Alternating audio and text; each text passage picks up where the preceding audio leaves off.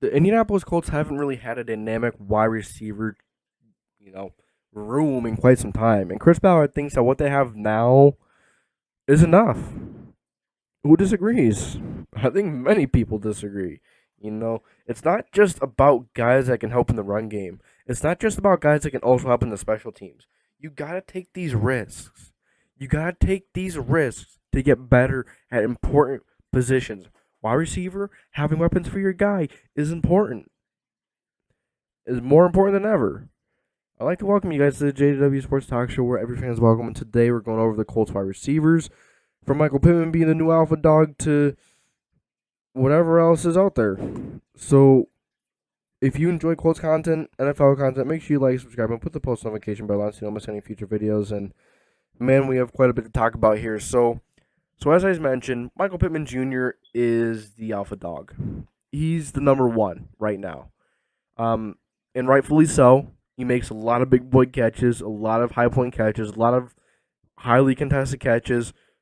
He has earned the right to be the alpha dog. He has earned the right to be called the number one wide receiver. He has shown it.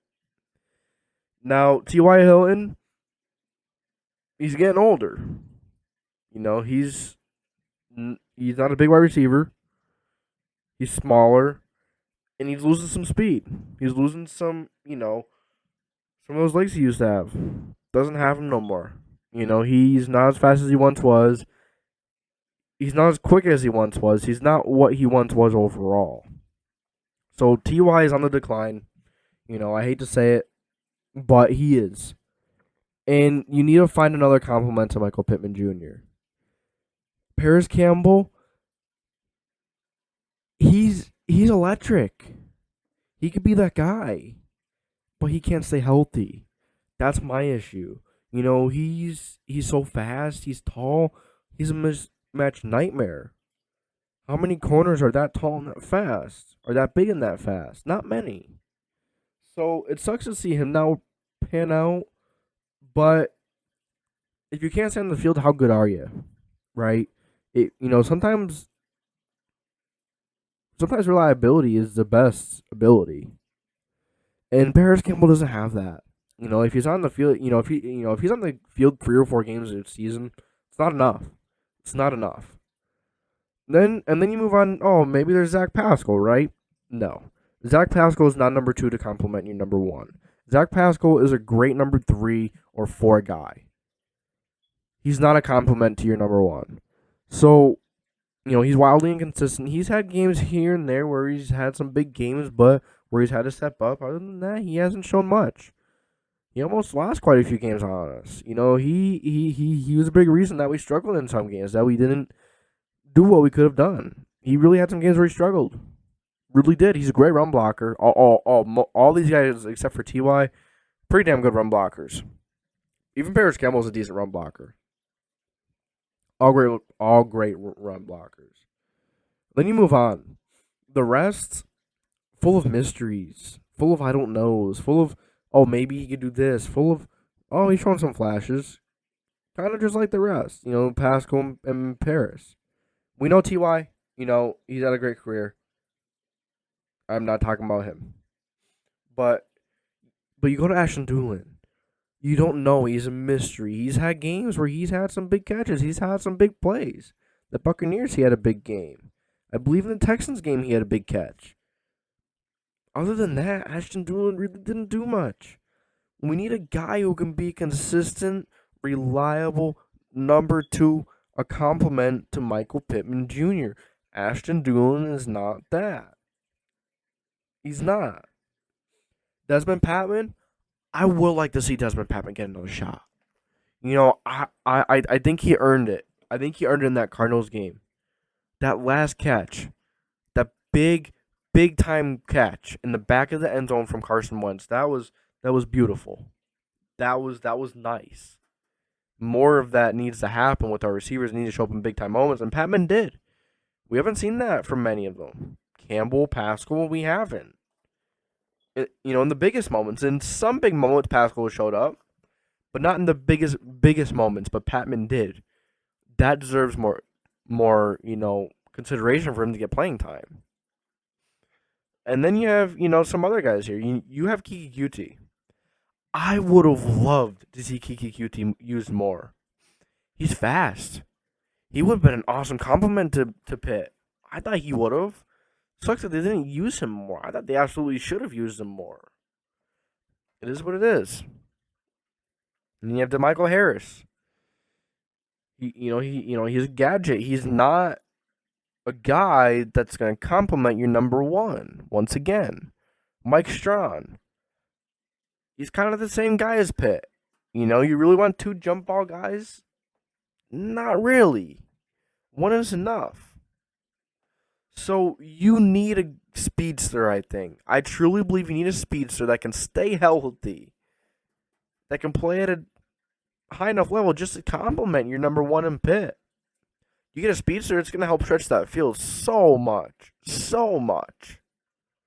So, you guys let me know what you think of this core, of this receiving core. I think it needs a lot of work, from maybe from like 2 to 5. I think it needs a lot of work. Pascal can fill that 3-4, the 3 or 4 receiver role. Then you need other guys. You can't just have Michael Pittmna Jr., a jump ball guy. T.Y. Hilton's getting older. Parris Campbell can stay healthy. You just can't rely on a player like that to stay healthy, to bank on him having a good season in a position that you really kind of need. And Chris Ballard yet doesn't think that receiver is a big need. I'm going to disagree. Because the way this NFL's, league is going, the way this league is going, heavy passing. A lot of passing. He loves a run game. Yeah, he loves the trenches. But you need to throw in some new school. You can't just have old school. You have to throw in some of the new school. There's a reason why it's around. There's a reason why the best teams had some of the best weapons in the game. The reason why they lasted to the final 8, the final 4, even the Super Bowl. The Bengals and the Rams, they have Cup.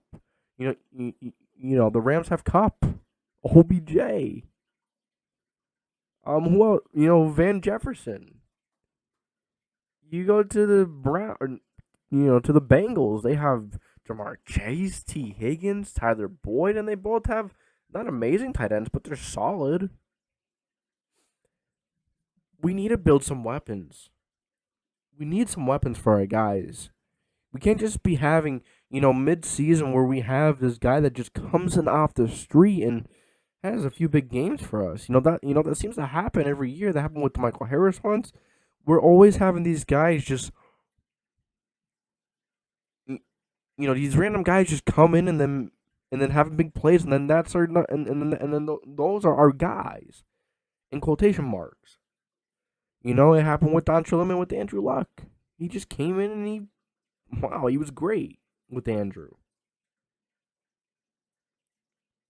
And then you have the Michael Harris coming in and do this. Just don't want them no more. You just want reliable targets that could be there every damn week. Easier said than done, but that's what has to be done if you want to be a contender. This Colts team is nowhere near contention right now. That's a damn truth. You don't know who the quarterback is. You get rid of Wentz, you're not really going to get better than Wentz. Unless you do get Russ or Aaron. But if you do keep Wentz, where are you going to go with him? Where is he going to take your team? Is he going to continue to destroy the locker room? I don't know. But Chris Ballard better get it figured out. And he better get it figured out quick. Because I think next offseason, this season in general, I think Chris Ballard and Frank Reich's seats should be getting a little warm. They start getting on the warm side. Because we can't keep having the same things happen every year. Oh, we got to win at each and every game to get in the playoffs. We start 1-3. The Colts got to claw their way out.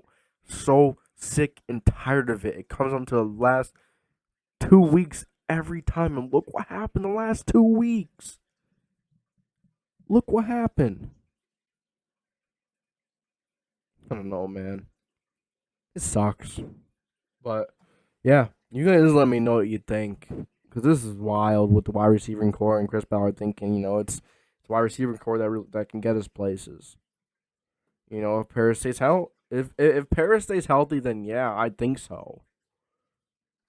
I think that's the main key. But can you really rely on a player like that staying healthy who hasn't been healthy in 3 seasons? Play what 6 or 7 games in 2 or 3 seasons? Maybe 8. That's still not enough. So, thank you guys for tuning into the JDW Sports Talk Show, where every fan is welcome. And today, we talk about this wide receiver core, and that scares me. And we really need to get it figured out with this core. So,